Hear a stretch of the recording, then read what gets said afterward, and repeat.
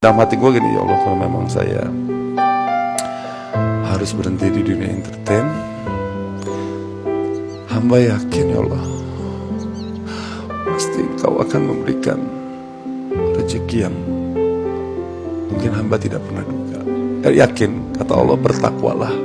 Dengan bertakwa Allah akan memberikan jalan rezeki tanpa yang disangka-sangka.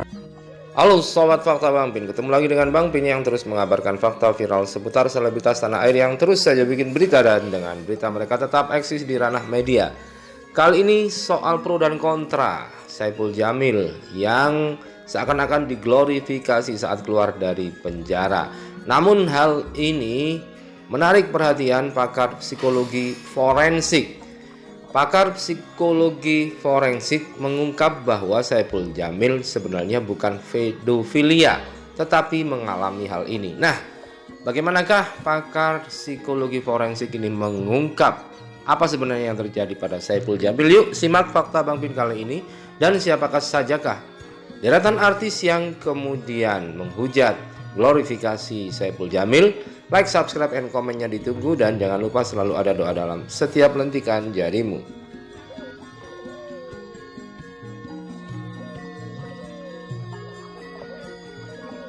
Kalian, rasa kangen kalian, silahkan Anda ungkapkan itu di luar kamera. Tidak untuk kalian expose untuk masyarakat umum yang tidak tahu apa-apa. Hargai juga orang-orang yang trauma yang dia pernah lakukan. Apa yang terjadi? Orang trauma itu bisa sampai tua, sampai mati dia nggak akan bisa lupa. Dan dia, orang yang korban, itu bisa menjadi predator berikutnya. Saya bisa pastikan itu. Saya klinis ya, saya paham soal ini.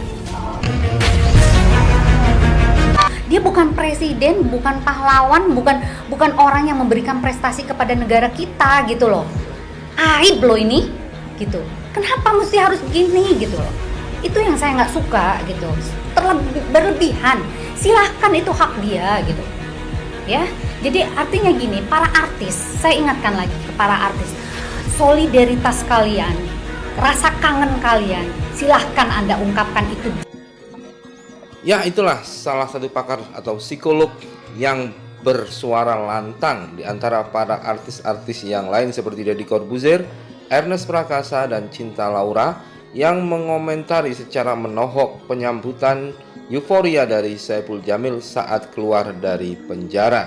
Namun kini ada pakar lain yang mengatakan bahwa sebenarnya Saipul Jamil tidak mengalami pedofilia. Toleransinya berapa? Sekali. Durasinya sekali doang. Jadi buka langsung gila sama udah aja langsung kaget. Jadi udah sudah kaget mau dong kayak orang marah gitu. Hitungan detik. Nama penyanyi dangdut pria Saipul Jamil kini tengah menjadi sorotan usai bebas dari hukuman penjara. Sudah bukan rahasia lagi, seperti dikutip dari grid.id, Saipul Jamil telah menjalani hukuman penjara selama 5 tahun terakhir. Hal itu lantaran kasus asusila dan penyuapan yang menjerat mantan suami pedangdut Dewi Persik tersebut. Usai bebas dari penjara, Saipul Jamil tuai kontroversi lantaran sambutan di depan lapas hingga undangan di beberapa stasiun televisi. Hujatan pun ditujukan kepada sosok penyanyi dangdut itu, hingga tidak sedikit pula yang memberi label Saipul Jamil sebagai pedofilia. Namun ternyata label pedofilia yang disematkan pada sosok Saipul Jamil itu dibantah oleh salah satu pakar psikologi forensik ini. Reza Indragiri Amril, pakar Sifor tersebut, menilai aneh bahwa Saipul Jamil dibenci banyak orang hingga diboikot penampilannya. Hal itu tak lain lantaran label yang disematkan pada Saipul Jamil sebagai pedofilia. Karena korban SJ saat kejadian berumur di bawah 18 tahun, artinya mengacu Undang-Undang Perlindungan Anak, si korban memang masih berusia anak-anak. Tapi karena si korban sudah melewati usia pubertas, maka SJ tidak bisa dikategorikan sebagai pedofilia. Papa Reza dikutip dari wartakotalive.com Minggu 5 September. Pedofilia, kata Reza, merupakan sebutan khusus bagi orang yang punya ketertarikan seksual utamanya atau semata-mata pada anak-anak berusia pra-pubertas. Sebutan yang lebih tepat bagi SC adalah epebofilia. Tapi itu pun tidak perlu dicek apakah SC memang punya birahi yang eksklusif tertuju pada anak-anak pasca pubertas, ujar Reza. Epebofilia sendiri bukan kelainan sebagaimana pedofilia. Ketertarikan seksual orang dewasa pada orang-orang berumur pasca pubertas dan pradewasa sesungguhnya biasa saja, tambah Reza. Toh kata Reza, mereka yang berada di antara usia pasca pubertas dan pradewasa pada umumnya juga sudah punya minat seksual. Walau begitu, jangan diartikan bahwa saya mendukung seks dengan mereka yang berada pada rentang usia tersebut. Seks terbenarkan hanya dalam relasi perkawinan, titik, katanya. Kembali ke Saipul Jamil, berulang kali dia dikabarkan dekat dengan wanita dewasa. Berarti kontak seksual Saipul Jamil dengan korbannya sepertinya juga tidak bisa disebut sebagai epebofilia, katanya. Karena Saipul Jamil dan korbannya berjenis kelamin sama, menurut Reza, maka ia bisa jadi seorang homoseksual.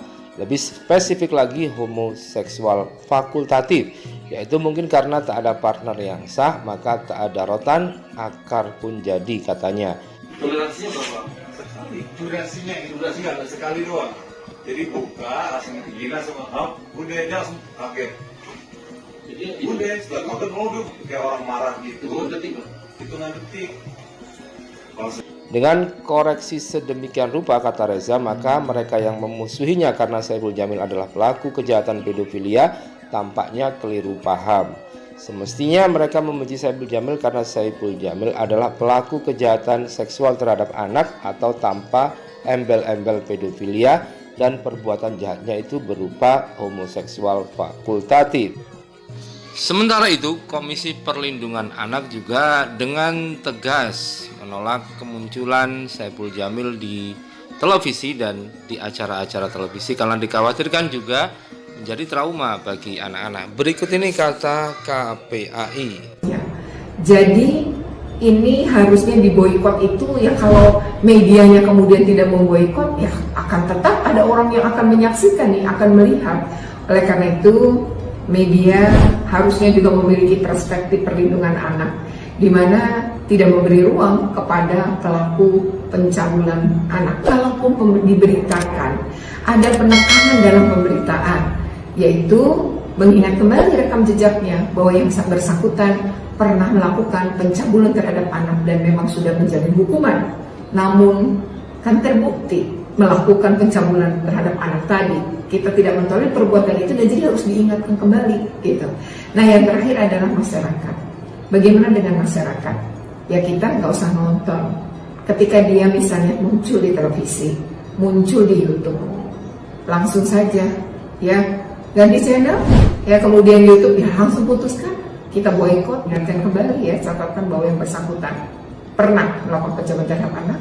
Dan bagi masyarakat, mari menjadi penonton yang cerdas, mari menjadi penonton yang peduli terhadap perlindungan anak. Terima kasih atas perhatiannya. Assalamualaikum warahmatullahi wabarakatuh.